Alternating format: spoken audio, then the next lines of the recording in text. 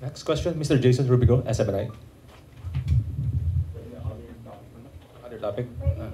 Yes. Baka may question pa sila tungkol sa Any other follow-up questions?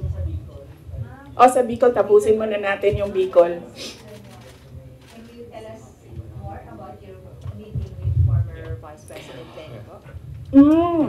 I did not have permission from Vice President Lenny to talk about what we talked about. Pero ito lang yung gusto ko sabihin din sa mga tao. Hindi ba dahil kasi hindi alam ng mga tao or walang picture na lumalabas ay hindi ko ginagawa. Isa sa mga tasks na nilista para sa akin dito sa Office of the Vice President is to visit former Vice Presidents doon sa mga residences nila. Ang una kong nabisita, syempre, hindi alam ng mga tao kasi wala namang lumabas na picture, but mag-excuse lang ako sa family. Binisita ko si former Chafisto Gingona, former Vice President Chafisto Gingona sa bahay nila. So I was welcomed there by the family. Nakausap din kami ni Sir. And then, next was former Vice President Erap Estrada. Binisita ko din sa bahay niya. Anong purpose ng pagbibisita ko? Nagpapakilala ako sa kanila. Nagsasabi ako na ako yung Vice President. At sinasabihan namin sila as former Vice Presidents, we owe it to them na kung may kailangan sila, susuportahan namin sila, yung opisina ng OVP, and we invite them to lend us memorabilia para sa Office of the Vice President Museum.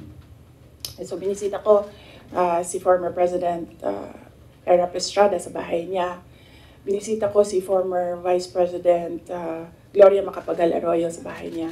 And then ngayon, I had the opportunity to visit Vice President Robredo sa bahay niya. So dalawa na lang, and I still have 4 years to go. Dalawa na lang ang hindi ko pa nabibisita sa bahay nila. Si former VP Binay and former VP De Castro. Follow-up? Yes, yes. Jason. Ma'am, yung comment niyo po doon sa sinabi po ni spokesperson ni Vice President Lenny na si Sir Barry na feel nila nagamit po sila, nagamit po ninyo sila.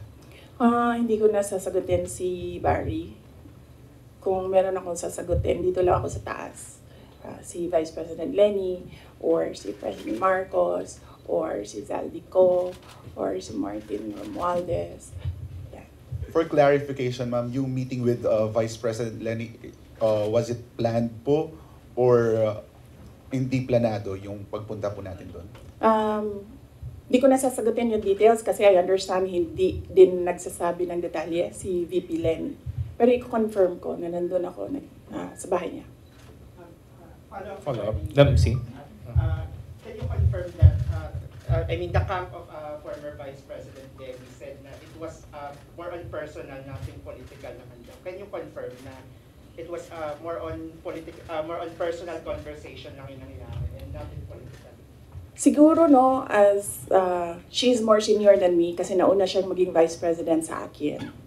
Kung meron mang dapat magsalita, siguro dapat si Vice President Lenny yun kasi bahay niya yun and siya yung binisita.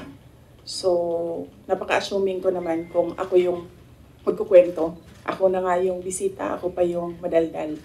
So, kung si Vice President Lenny Robredo ay walang sinasabi, respetuhin natin kung ano yung gusto niya. More personally, like what she said. Same answer yung kanina. Next question. Follow-up po. Lance? Po from his watch course for this year. Siyempre nagkaroon po ng ilang parang ideas na possible daw na magka-alyansa in the future because of that meeting. Pero kayo po ba, bukas po ba kayo na in the future ay makipag-alyansa sa politika with former VP Robredo? Hindi yan yung nasagot ko, no? Pero nasagot ko na yung question about political alliances noong araw na umalis ako sa Department of Education. Sabi ko doon, inimbita ako ni President Marcos na sumama sa kanila. Inimbita din ako ni former President Duterte na sumama din sa kanila. And right now, hindi ako, ang sinasabi ko nga noon, I'm single and ready to mingle. But right now, hindi ako handa na sumama kahit kanino man because kailangan ko muna